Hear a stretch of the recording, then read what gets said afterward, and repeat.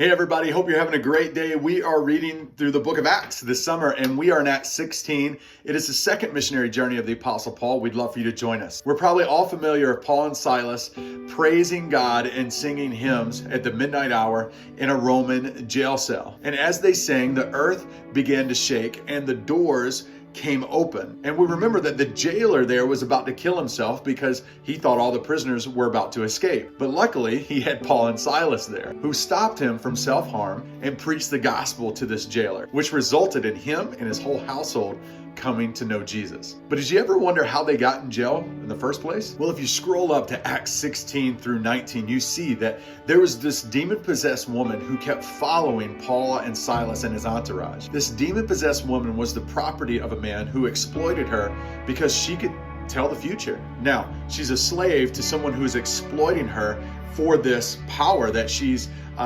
given through this demon possession. It's pretty sick. But she follows Paul and his entourage and cries out with a loud voice, "These are men of God who proclaim the way of salvation." And she does this for days and it becomes an annoyance. So what does Paul do? He turns and he sets this woman free by casting that demon out of her. Now this is a great thing.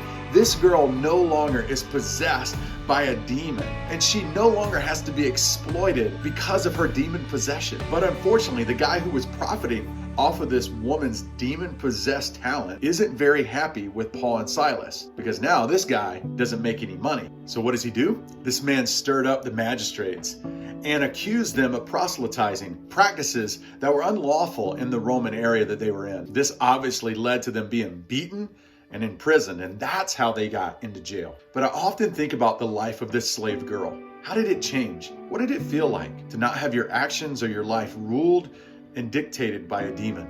We never see her name or we never see her show up again in scripture, but I can only imagine her life was never the same after that.